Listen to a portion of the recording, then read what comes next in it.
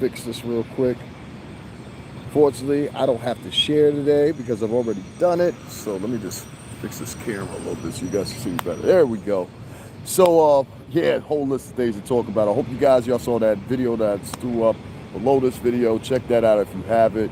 That's what something I caught somebody passed me about Puff, and I give my interpretation on it. So y'all let me know what y'all think. Other than that, I hope everybody's having a good day. I'm just going to be here briefly with y'all on this shortly. I just want to talk about a couple of things. First things first. What did I think about the LOX and the DIPSET battle last night? Well, I watched all of it from beginning to end. And I'm just going to put it frank. They got washed last night. I mean, it was just a wrap. Let me turn this volume up a little bit, make sure everything's right. They just got washed last night, and it's unfortunate or whatever. I think a lot of energy wasn't there that I'm used to seeing out of DIPSET. And I think some of that's got to do with age. I think some of that just got to do with lifestyle. These guys have got to get a little bit more, you know what I mean, active. As far as delivery, DIPSET could have done better if they worked as a team. That's another problem too. They wasn't really working as a team. Everybody was all like, if you didn't see it last night, everybody was all over the stage. You know what I mean? To one point where towards the end, I'd say probably the last 20 or 30 minutes, they actually had to command and ask for everyone to get off the stage because there were so many people on stage. Now, if I had to give a guess, it's probably 20 to 30 people on stage, maybe a little bit, a few more, whatever the case may be. And that's cool. But if that's your entourage, how you doing? If that's your entourage, that's fine. But this wasn't entourage. This was like spectators and people that were just friendly with the people at the venue, and they were all on stage. And it was really, to be quite honest with you, real messy, because what happened was DIPSET and D-Block, they were pushed forward. You know what I'm saying? So they were almost on the edge of the, what's the name, and they didn't have much room to move around. Some memorable moments for me was when Jules Santana started talking shit, and I was like, listen, y'all shot y'all best load probably the first 10 minutes out. You know what I'm saying? But the funniest part to me was when Jadakiss threw down Jules Santana's hat, his DIPSET hat. But they was all love. I mean, they all know each other, whatever. During the battle, I was sitting there, and I think he heard some of the things I was saying, because I was sitting there and I was hitting up Tony Moxberg, you know what I'm saying, and Jadakiss both doing the broadcast factory. And if y'all don't know Tony Moxberg's been around D-Block for a very, very long time. Shout out to the Capo, you know what I'm saying? That's my man's right there. BX, Bronx. So shout out to Tony Moxberg and Jadakiss as well. It was a good battle. I mean, I'll say this much. In the scope of ones that I've seen previously, this one definitely took the cake. The ones I had seen previously, it was just everybody was kind of like standing around and they were kind of lip syncing their songs, or they were doing a little jig and a shake or whatever. These boys put out some energy. But the thing was, from all the smoking, from all the drinking, and I know that's what it was, at least on DIPSET's part. So you got to remember, Styles P owns a juice bar. You understand what I'm saying? I think he owns a couple chains of them now too, right? They all collectively have part in the juice bar. So these guys are healthy. If you look at Sheik's always been the same over the years, always stayed in shape, always lifted. You know what I mean? He doesn't look any older than when they first started. If you look at Kiss may be a little pudgy, but he's always been a little pudgy. But if you compare him to his weight where he used to be, where he is now, it's a significant difference, and all that has contributed, I'm thinking, to their workout regimen and programs and things like that. So shout out to Jadakiss and Styles and Sheik for keeping their health regimen, working out. And there was one time they were part of bartenders. If y'all know what bartenders is, here in New York City, it's a group of guys that go and do these vertical lifts and jumps and stuff like that. Just look at my bartenders here on YouTube and you'll find them. Hey, yeah, Cam couldn't carry DIPSET all night. He tried to, didn't he, Tina? He tried. Divalicious, blessings, David, and everyone driving and listening. Thank you, sister, for listening. Shout out to my girl, Divalicious, of Divalicious Hair Extensions, LLC. Go get your number 9 bundle, right? You know what I'm saying? Go see Divalicious. Hit her up in the message here, right here, whatever. Leave her a message if you see her name anywhere in the comment section. She's been around with me for a long time. So shout out to Divalicious. You know what I'm saying? BK and all that. It was a great look for New York City, specifically because It not only displayed that older rappers could do it and still garner a crowd. What it did, and I don't mean older, I mean veteran artists. You know, let's make no mistake. Some of us have been doing music for 20 plus years now, so we're not, you know, those spring chickens. But at the same time, we're not old men either, and no way should you be bowing out. I mean, if you do that, you might as well say, well, why wasn't Johnny Cash ever bowed out? Or how come Willie Nelson wasn't ever bowed out? Or many other artists bowed out. So I don't want to get into that youth, age shit or whatever. Everybody got a birthday. At the end of the day, everybody got a birthday. You know what I'm saying? So, you know, there's this joke that goes around that says, I want to apologize to everybody when I was 18 and they were 40 and I was calling them old. Now I'm 40. You know what I mean? So I think only thing I would say about Dipset is, one, you need to change around your song structure as far as performing. The songs would have been more impactful if you would have picked and chose them more wisely. And I think the same thing with with D Block too. But one thing that Jadakiss pointed out last night, and I got to say the same thing, because and it's still on my other page on my social media, I say this. Before Jadakiss said it, I said, yo, and this is a fact, you can go back to timestamp it and everything. I said, yo, they beating them with mixtape singles right now. Mixtape singles. I can look at the cameras, like, mixtape singles. D Block was delivering mixtape singles. You know what I'm saying? And yeah, a couple of them did sound doper than Dipset. I gotta admit it, you know. Dipset put up a good effort. Cam was trying to save him. Jim came out as usual with the balling towards the end. Balling. That turned up the crowd a little bit, but they couldn't follow through because of the song selection. They should have had a song selection sheet instead of going random with randoms. But the randoms, on the other hand, you know, they interpolated it differently because it was a live crowd. You know what I'm saying? And the crowd came there anticipating something. And so when you have a song selection sheet or whatever for the DJ or for, you know, whoever the PA, whoever the hell it is controlling, you kind of run into a snag right there, because if the song's not working, it's hard to tell that PA, it's hard to tell that guy that's in charge of the music or whatever at that point, hey, listen, I need you to switch this song instead of this song. You get what I'm saying? So that part I can understand.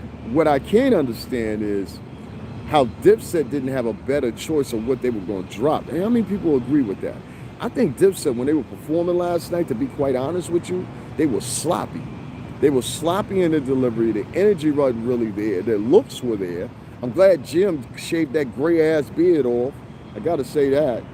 You look crazy with that beard. Don't wear that beard no more. Go back to how you looked in like 2008, 2009 if you hear this. That gray beard shit don't work for everybody. You know what I'm saying? It really, really don't. So make sure, you know, change that up a little bit or whatever in the future, whatever. You know what I'm saying? A little bit more, especially doing press. You know, it's all right to look rough, but you look rough already, Jim, so you ain't got to do that. You know what I'm saying? Entonces la gente. That nigga's half black and half Puerto Rican. It's crazy because I looked at this battle as something that could be more now.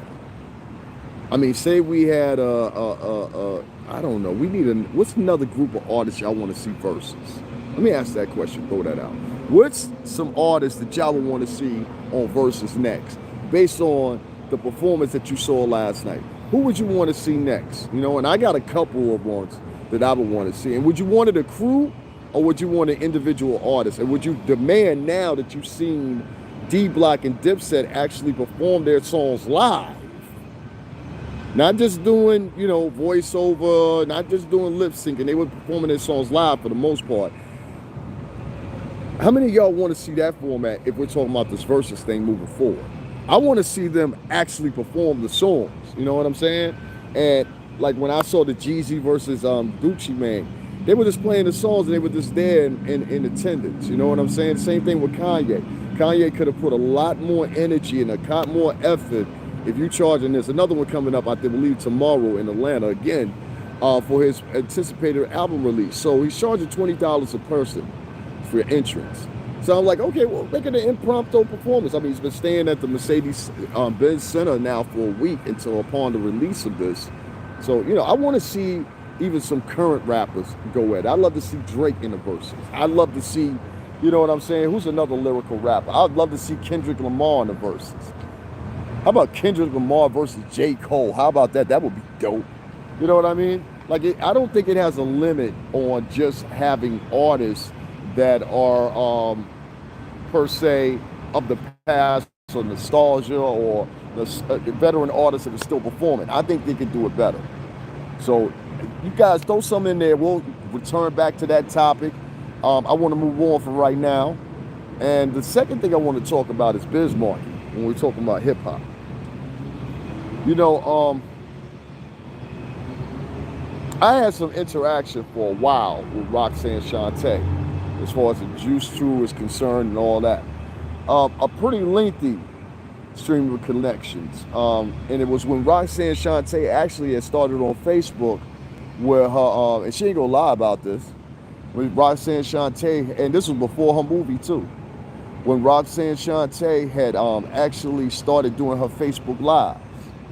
And at first, she wasn't getting many people in there, and I ask her yourself, I started sharing and sharing and sharing and sharing, and I know it was a mixture of her people. Of course, she's already got fans, but it was her fans, my people that I got like close to 5-something thousand people, I think, almost like 4,800 or something like that on my Facebook. So it was like, it was a memorable experience or whatever. We fell out because I made a comment and I forgot the rumors I heard of how sensitive she was. You know what I'm saying? She's very sensitive about her weight. Always has been from what people have told me. Now that I know. And she was eating something. I remember the podcast. She was eating something, or the live. She was eating something online. I said, no, Shante, don't do it. She like Jamaican food. You know what I'm saying? And she's a Jersey girl now. She's been living in Jersey for the longest with her husband. Her husband looked like Aaron Hall, I swear to God.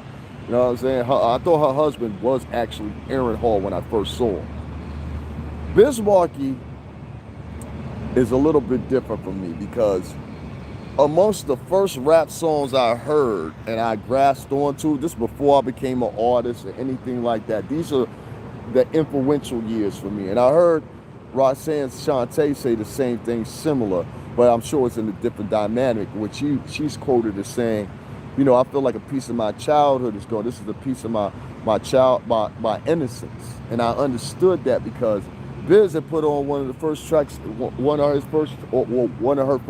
Biz had put her on it. So it was like, and I'm sorry I got tongue tied there, guys. I can understand that fully because for me, hearing Biz Markie and all these guys, and I was a little kid, I'm talking about a young kid when I first, you know what I mean, actually grasped on the music. And Biz Markie was one of those people I heard. What made it even more ironic was, you know what I'm saying? Shout out to Jacquay, and I knew Jacquay when he wasn't the star that he is now. You know what I'm saying? We worked together, we worked side by side. I thrown up a video, but they flagged it because they had music in it. I thought somebody individually had flagged it, but it was actually Time Warner had flagged it because it had a piece of music playing on the radio. But I'll put that clip back up and I'll figure out some way to edit it or something like that. Maybe throw a music track over the top of it. Fred the Godson actually did a remix of that too. You know what I'm saying? Just a Friend. And now Fred's gone. So all this shit went full circle for me. You know what I'm saying? Because Fred was a friend. You know what I'm saying? Shout out to BX. Shout out to the street now named after Frederick. You know what I'm saying? Viva la Honduras. La Honduras. It's unfortunate, man. Yeah, Fred was from Honduras, if you guys didn't know. Yes, there are black people in the Honduras. You thought Fred the Godson was black, right? You know, just because somebody's black, you know what I mean? Like, I don't know. That's another conversation. It's unfortunate, man, because Biz Markie is gone. And I'm wondering, like DMX, like Black Rob, like many other artists, how long we gonna mourn? How long we gonna sit back and say, oh, well, you know, that's a sad thing that happened, whatever. His funeral was just yesterday. But in the world of speediness and the world of instant gratification and all that stuff included, we tend to forget people really, really, really quick. Real quick. We don't care about them no more. We you know, their memory, once we used to embrace their memories for years and shit like that or whatever. We don't even do that no more, you know, as a culture, you know. You know, and I say that all the time, and I know a lot of people look at me, well, you have Cubans, so how are you going to talk about, like, fuck you? You know what I mean? Biz Markie being gone and all these rappers passing away to the veteran artists like DMX and Black Rob or whatever, at such early ages. You know what I'm saying? I gotta say it caught my attention. And I think it should catch a lot of you guys' attention because Biz Markie died of diabetes. You know? Or complications due to diabetes. And there's a lot of other things out there, you know. Black Rob had failing health because of some of the same situations, diabetes. You know, Fred the Godson, diabetes. Do you see the chain there? So, I don't know how to explain it to people, but it's an eerie vision of what's to come. One, celebratory wise, how long we will celebrate you after you're gone. Make sure y'all ain't saying nothing here that I'm missing. Oh, I'm missing a lot. I'm sorry, y'all. I'm coming. Yeah, barely hear about DMX, don't you? It's a shame. I'm gonna read y'all's comments too, so please stay here. It's unfortunate that nowadays you get people that soon forget about people, and even if the basque of people that come out to these funerals, they're selective, it seems, at whose funeral they come to. Biz Markie had a lot of stars at his funerals because Biz Markie was a star and he was a good person. If you compare that to DMX had even more stars that were out there. But then if you compare it to someone like Black Rob, you see the sheer difference. See, even the funerals got clout chasing involved in them, whether you believe it or not. Whether you believe it or not, even the funerals have clout chasing in them. I told y'all before, in California, a lot of people go to funerals just to link up with people, see if there's other stars there. You see what I'm saying? You don't have to believe me, but I'm telling you the truth. I want to keep Biz Markie's name alive. I want to keep DMX's name alive. I want to keep Black Rob's name alive. I want to keep Fred the Godson's name alive, and a host of others if we can. And it all starts with you and your application for that. Keeping your stars. And who do we look back to if you have no history? You understand what I'm saying? You're literally forwardly erasing your history. You understand what I'm saying? The history and the culture and the way with music that's celebrated worldwide. And you're erasing it every time you forget one of your pioneers. You know, and all these pioneers, they're older than me. You know what I'm saying? I'm not talking about Fred the Godson. Me and Fred around the same age. I'm not talking about Fred or people like that. I'm talking about people like BR. I'm talking like people like Biz. You know, a lot of other people. And, you know, a lot of people, they don't have to agree with me. I don't expect you to, but I think you should do it because in the long run, I always talk about the long run instead of the short game, the short steps. You could live to regret it, you know? Let me read what you guys are writing in here, see what's going on. TMH Global, what the hell's going on? They joke on Ja Rule, but he definitely had hits. Exactly. Wayne versus 50. I could see that. Swizz said 50 is scared. LOL. Wayne did have his hits. Like in Kim versus Foxy. I would like to see that too. Mitch, mate, what's going on, BX? Swizz came on later and asked about the new list. Swizz came on later and asked about the new list. See there, I knew what I was talking about. It wasn't songs if it was a rap over vocals not working together. Yeah, it was that too. When some of them were trying, like I noticed when Jules was trying to do ad-libs, and Jada did a lot of talking. I will say that. I want to see Death Row versus Bad Boy. I don't think you'll ever see that, Tina, because the pure simple fact they can't get them niggas together over Death Row. You know, at least Bad Boy had the memorial concert, which went on tour basically. You know, Divalicious, thank you, Divalicious, for putting my what's the name in there, my Cash App and all that. Yeah, guys, if you can, always donate. Cash App $STRINGERBELL 80. You know what I'm saying? $5, $10, whatever you choose to give, it's appreciated. DIPSET could have done better if they worked as a team. Somebody else saying that. Hey, Davin. Yeah, Cam couldn't carry Dipset all night. No, that's a fact. Let me tell you something. It was actually Mitch Babe that made a post last night. Shout out to BX again. That's my homegirl. Know what I'm saying? My little play cut. But it was actually her post that reminded me. I was like, oh, this shit is on tonight. So had I not seen her post, I wouldn't have known that it was on tonight. So thank you for that. And I wouldn't be talking about this right now.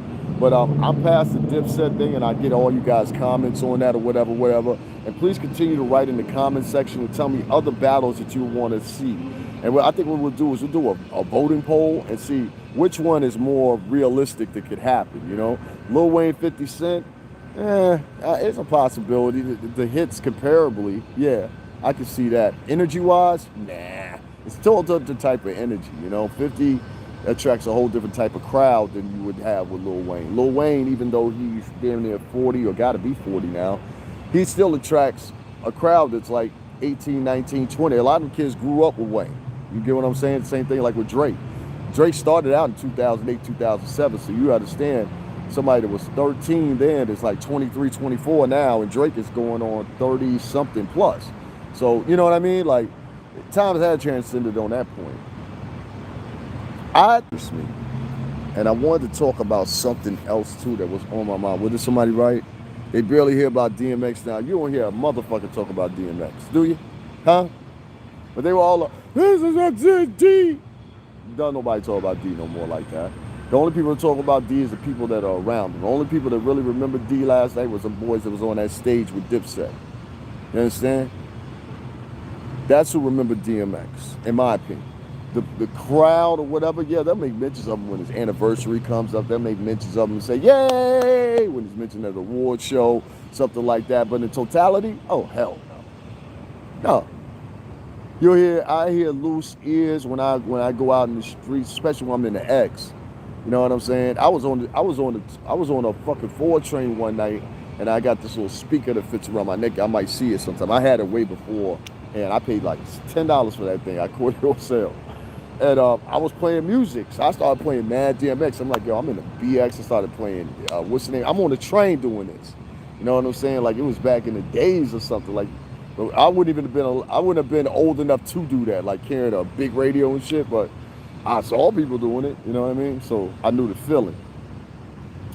Hip hop will never go back to the way it was because that's its origins. That's just like asking rock and roll to go back to its origins, you know, or jazz to go back to its origins. It never happened. Everything has to progress. I get that. And it's sad. It's very, very sad. What else did I want to talk about? Follow up on the baby. They still going at the baby. Still going at the baby hard. There's more and more people getting involved. But I like something that Malcolm Jamal Warner said. And he said that people attacking the baby right now ain't exactly about the baby or the LBGT community. It's actually about this demoralizing and demonizing the black man. And I have to believe that. I think it was a perfect pick to do. I think it was a perfect person to pick. But I do believe that. I don't think this has anything to do with the LGBT community, because if that was the case, are people in the LBGT community the only people that catch AIDS? You said the argument is about AIDS. So it's not about the LBGT community, it's about AIDS. That's what they said. They said they're upset what he said about AIDS, right? So if that is the case, and that's the premise, and that's what's most paramount to you in the conversation and discussion, then wouldn't it be not far-fetched to say that men and women both could catch HIV and AIDS? Men and women have died in this country of HIV and AIDS. But yet you want me to believe that you only attacking the baby because he said something about the LBGT community and AIDS. That don't make sense. You should be advocating for every sense in the matter within hand. This means men and women.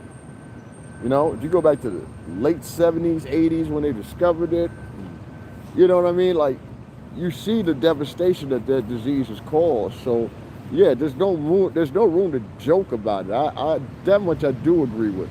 I'm just talking about the trajectory in which they choose to attack this young boy. I'm just like, I've heard people say worse. You know? So that's why I don't like this cancel culture shit too much. Gets on my nerves. Really does. Can somebody do me a quick little favor? I wrote something else in the title and I forgot what it is. And if you could, please type it in. So, because I'm trying to sit here and think about it. I was writing it so fast. And I know I wrote that. Now, if many of y'all, and I'll follow into this, if many of y'all don't understand what I meant by putting up that video about Puff, I'm going to explain it to you. Man, a couple of times that y'all have heard me on here and y'all heard me talk about Puff. And you know I got my own sentiments about the situation I was in and everything like that, being an ex-employee of the company, blah, blah, blah, blah, blah. Let's move past that. All right? We're past that now. It's actually my donators and you guys that helped me out. not anybody from the company. You understand what I'm saying? And this is my vehicle as far as me utilizing this YouTube. So, and that's what I call it, utilizing YouTube, because this is not my platform. They want to snatch this shit. If it was my platform, it would never go nowhere. If it was my platform, I would never get flagged. If it was my platform, people wouldn't write crazy motherfucking comments and get away with it. If it was my platform, I would be monetized. If it was my platform, you understand what I'm saying? So that's where the delusional state comes in. It's not your fucking platform. It's fucking YouTube. As I utilize YouTube, I started to realize something, which is this. When people tend to want to advertise themselves or put themselves towards the public or whatever, they go to the wildest extremes nowadays. And what I mean by the wildest extremes, I mean this anything and everything they possibly can say, anything and everything they possibly can do at the extreme, most of the time, to fit in. To go in the lenient notion and lenient stance with the rest of society or the social groups or subgroups in which they hold their beliefs and morals and whatever for the moment most of the time. For the moment most of the time. But be it as it may, there's decisions to make. And when somebody's telling you, let me back up even more. I have now probably made like 4 or 5 videos telling this nigga Puff when he do it wrong.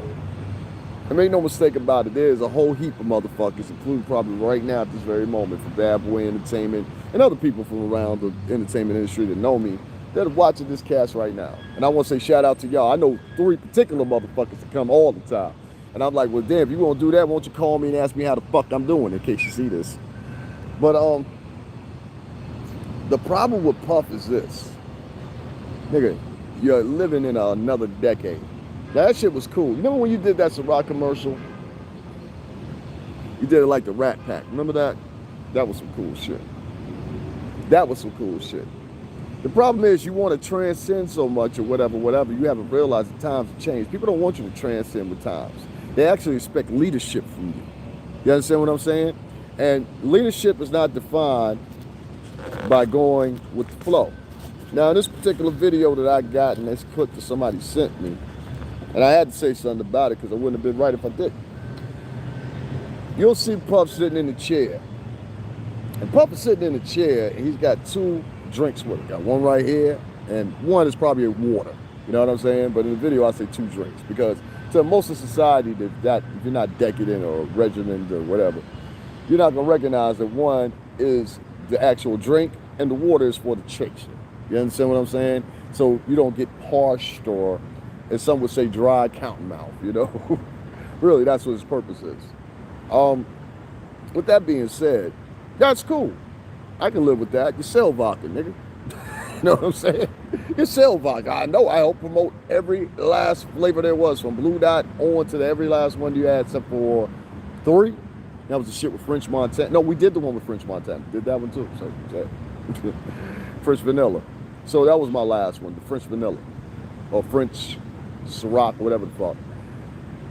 Point is here, it was the shit that followed subsequently after. And the publication you chose to do it with in a diatribe. But like I said, I'll link that video in here, and it's also down below.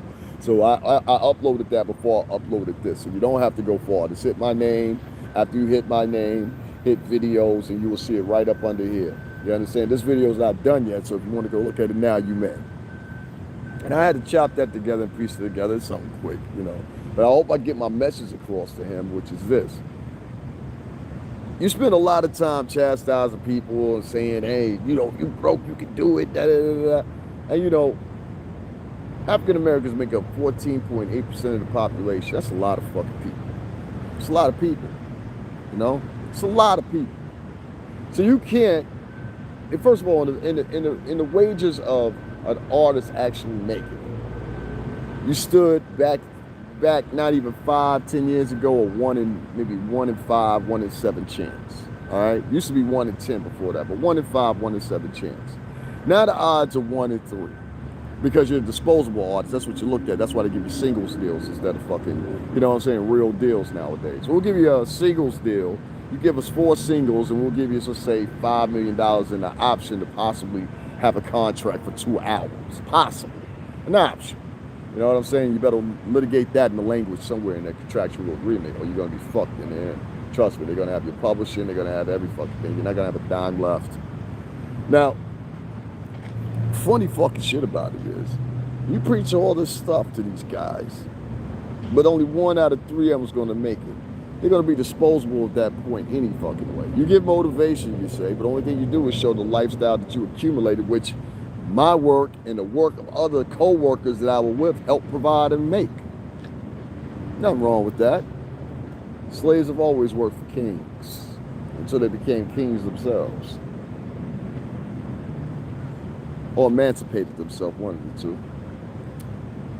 My point I'm getting at is, guys, Puff, you need to take a hard look back at everything and every rumor. And I know you don't like looking at rumors. You just want to ignore them and act like they don't happen and they don't exist or whatever. But the problem is, one of these rumors is going to gain some momentum one day. Momentum that even your money can't stop. Even your influence can't stop. Harvey Weinstein thought that his influence and his name and his company and the power that his company had could save him. And I'm not accusing you of what Harvey Weinstein did, no reason, way, or fashion. I know you're not that type of motherfucker. You know what I'm saying? Which is why I took the time to make that video in the first place, because even if I took everything away from what was in the moment or whatever, I will say this, and I always will say this. You, Sean Perez, Malcolm Miles, and James Cruz made it so I went across the United States 10 times over to each city. Now, I didn't say 10 times over across the United States. I said 10 times over to each city, multiple cities. And I had fun. I ate like them, shopped, you know, we did everything. We got per diem money. We had the best. I had a hotel one time that had a bouvet, what do you call that shit, a bouvet? You know, when the water shoot up the toilet and shit, you know, all that fancy hoity-toity shit. You know, it was beautiful. I had a kitchen inside, you know, balcony, suite, you know. They took care of us. The company took care of us. But somewhere along the line, around about 2000, well, I say right after Diddy Dirty Money came out, you lost your motherfucking mind, Skinny. I always call him Skinny from Hustle and Flow. I mean, I'm gonna beat him up or some shit like that. I just always call him Skinny. Reminds me of the scene, him and I. This guy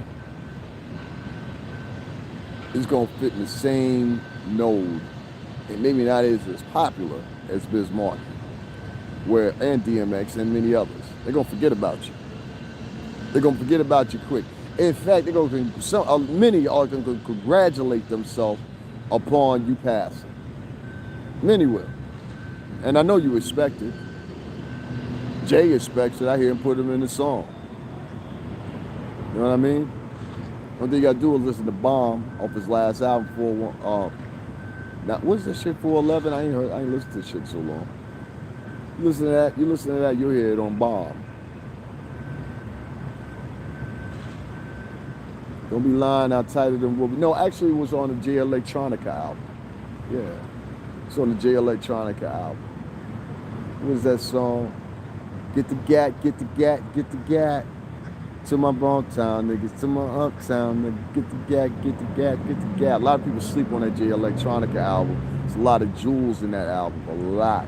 You need to go back and give that a revisit. I think the time he released it was the problem. He released it unexpectedly and little promo. It should have been a wide flow for the promo for that album. The J Electronica, if you're listening, you need to get the heavy work on something that's solo right now to put you in a vibe, put you in a space. And I think he might have did that album out of obligation, to be quite honest with you. I think he might have did that album out of obligation. Long story short, don't think that, please don't think that J Electronica ain't piped it up. He's Rock Nation. His mom is a French Rockefeller. He's part of the Rockefeller family now. In Hind's Edge, any damn way. He had a baby by one of the girls.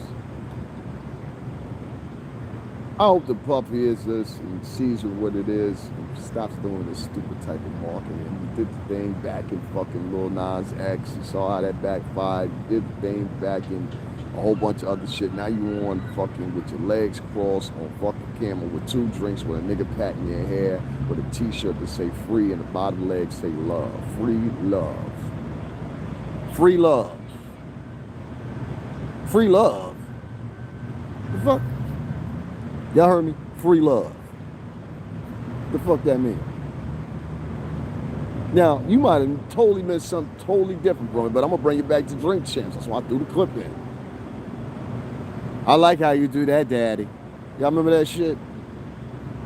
Boy, what I'm trying to say to you, what the fuck wrong with you? You know better than this shit. You're going along with the fucking flow to maintain shit. Everything's all right with you over there. Instead of being concerned about more money, be considerate on the fact that you're making money. You've never been considerate on the fact that content with making money. You want to make more money. And then you make the money, you're like Scrooge motherfucking McDuck sitting on a hill in California. Like, it's all mine. It's all me gold. It's all mine. You when I cross my bridge. Like a fucking greedy leprechaun or something. You know? Many people ask me all the time, they say, well, if you roll with them niggas like that, and them niggas can't take care of you, like niggas can't put $100 together each at the very least or whatever. And I answer you very honestly. No, because they don't give a shit about me.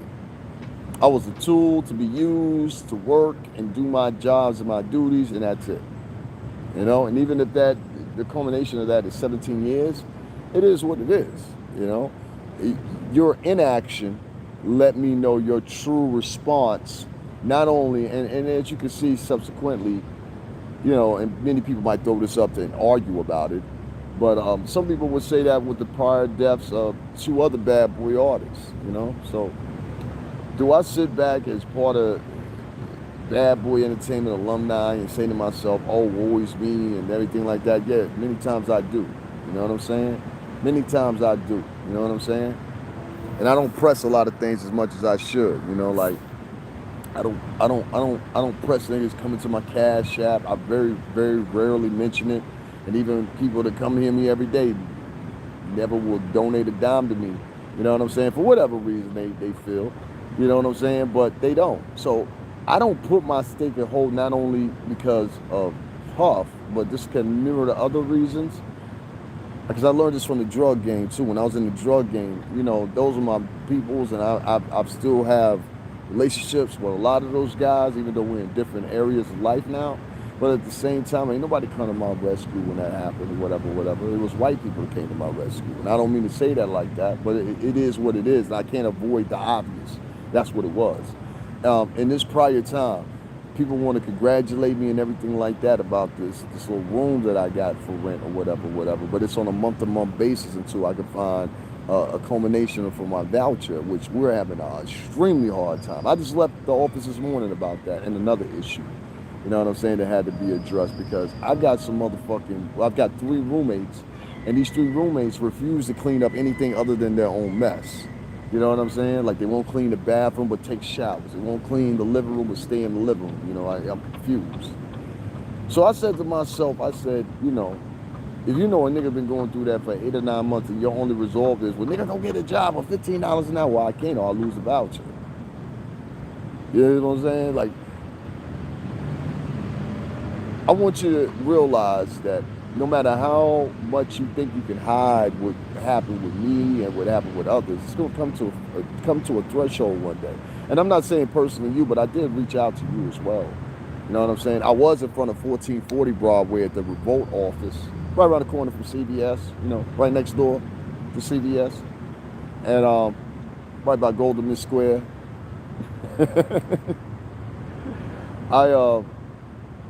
I went to that building every chance I got. Even when I was working, which Nick Storm will vouch for. Shout out to Nick Storm from Ciroc. Yeah, it's a real Nick Storm. Real Nick Storm. You know what I'm saying? Puerto Rican Nick Storm. He'll vouch for that.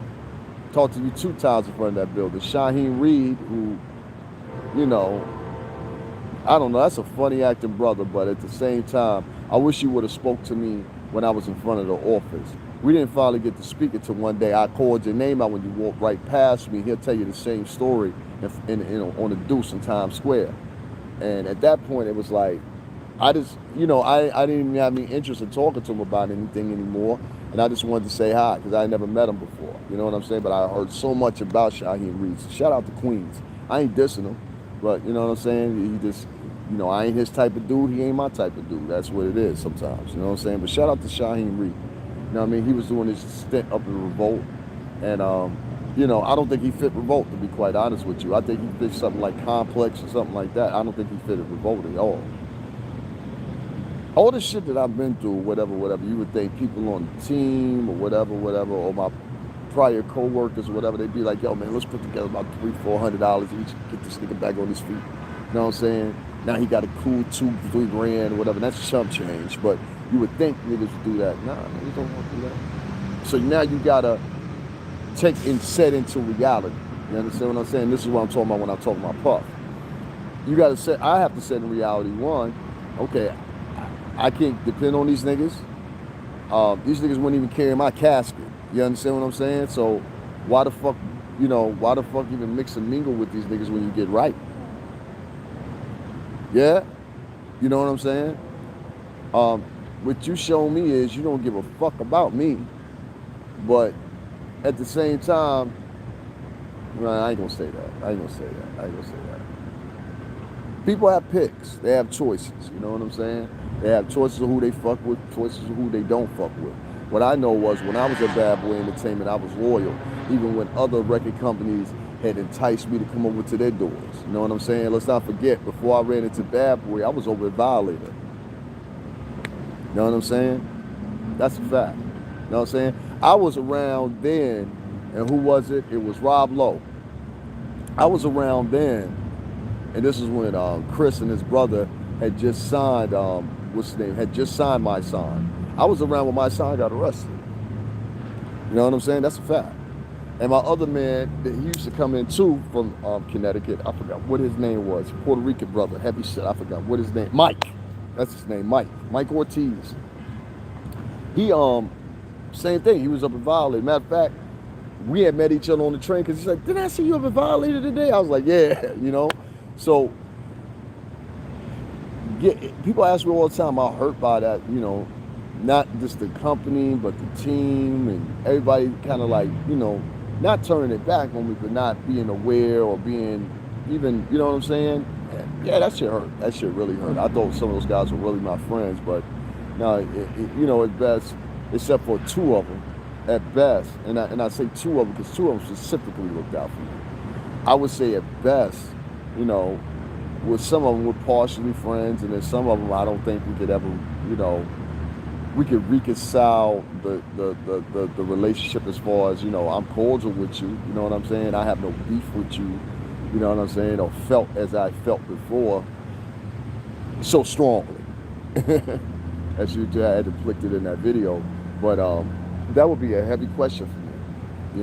It would have to be how the conversation started out.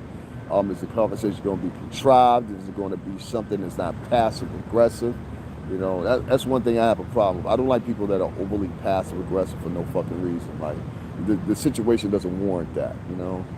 So yeah, there's a lot of questions up for grabs or whatever. But as of right now, at this given moment, I'm still in the homeless shelter program. So I just went to the office this morning, discuss about paying rent and discuss about some other problems I was having with, just the apartment itself and people over there. But I have one room and then there's 3 other roommates or whatever. And it's kind of crazy, man. It's kind of crazy. So we're going to see what goes on, see what goes down, and hopefully, things will get better or whatever. But this is now my 5th apartment that we applied for, and it's a no-go, And this morning when I went to go see my worker, the funny thing about it was he didn't even know. The inspector, I guess they directly called me and they called the community's, head or whatever. And then they trickled it down to my worker or whatever. So, yeah, that shit got me kind of nervous. But he gave me a new website to go to today. So, hopefully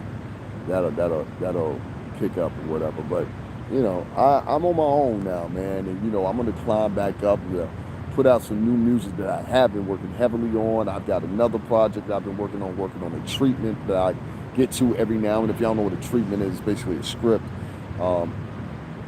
Comedy is one of my second angles. If y'all pick up and watch some of my videos, so I'm implementing a lot with that. There's a lot of comedians that I know personally, like Mark Curry.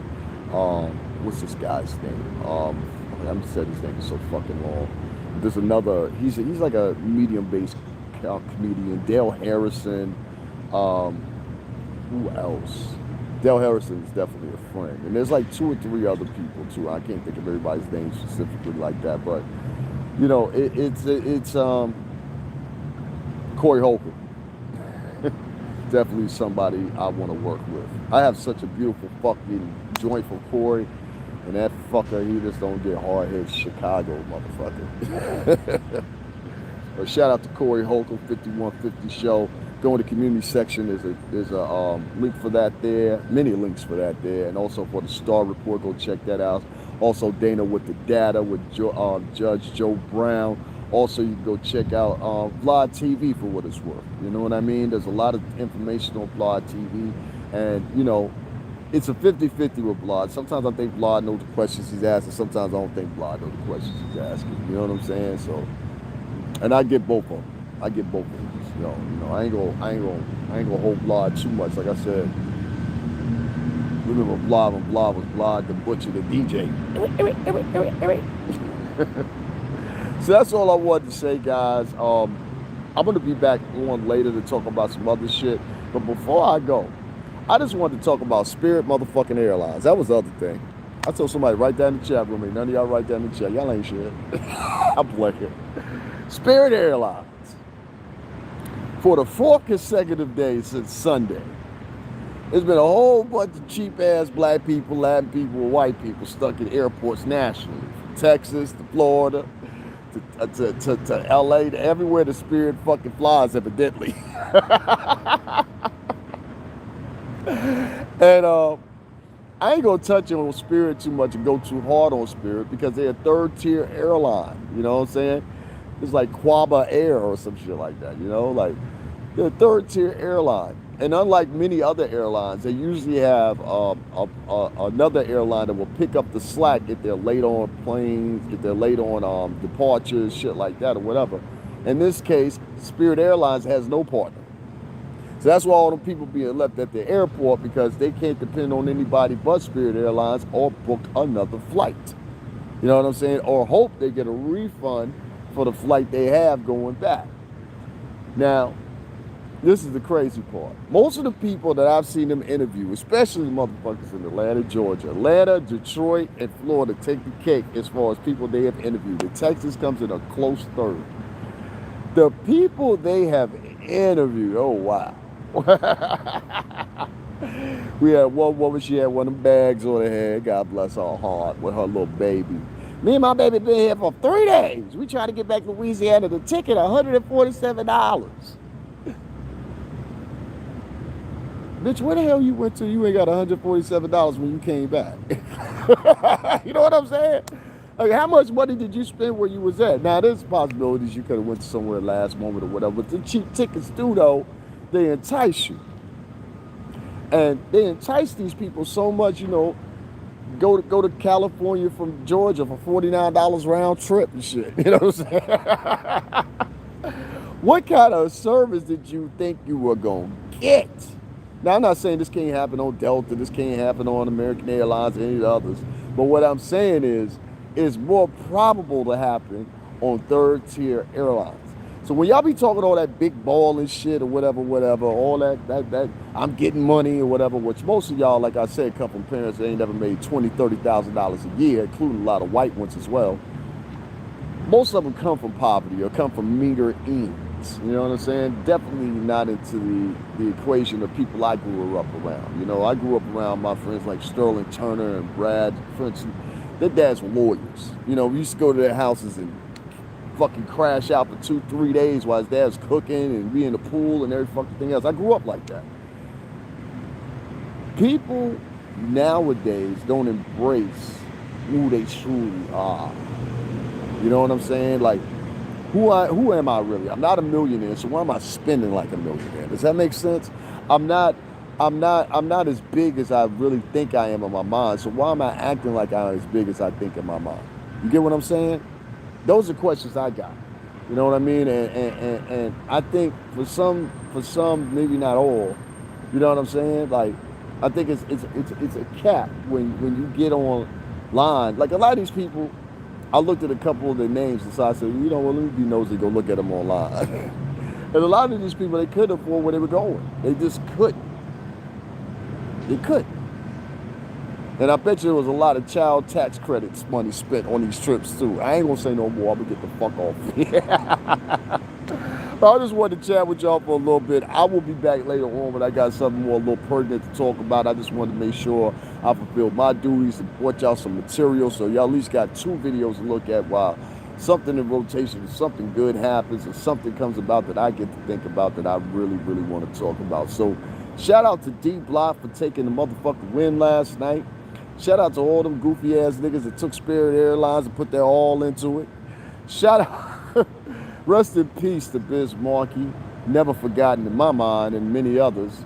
And finally, what I want to say is, most importantly, start showing love if you claim you got so much. You know what I'm saying? There's a lot of people out here that claim they got so much or whatever and just keep it selfish to themselves. And that itself is a sin, you know? I just had this beautiful butterfly that's fly right beside me and land on my cup. I swear to God, I don't want to move because I'm going to knock him off. But guys, hit up the Cash App. It's $STRINGERBELL80. And also there's a PayPal link in the description box. This is what I do to make a living and make money. So I really appreciate all contributions, big or small. And shout out to TMH Global, Annette Foster, Divalicious. And who else was up in here? I want to give a shout out to everybody if I get out of here. 305 Capricorn, Mitch Bay BX, what's going on? Reggie Jones, Tina Gray, Divalicious, always BK. 305 Capricorn. Who else was in here?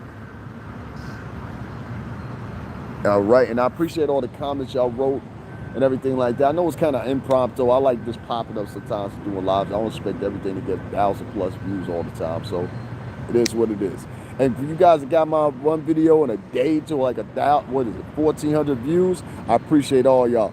DIPSET, that's right. What's going on, Philly girl? Philly, man, y'all gotta chill down there too, Philly.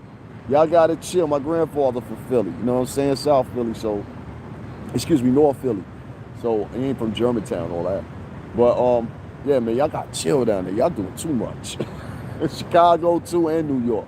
You know what I mean? So, guys, make sure you like, subscribe, share this video with your friends and everything like that. Make sure you hit up the Cash App, $STRINGERBELL80. My name is Davin Lewis, and I will be back later on, guys, so make sure that you check it. Philly girl, stop the violence, absolute. You already know, sis. Salute.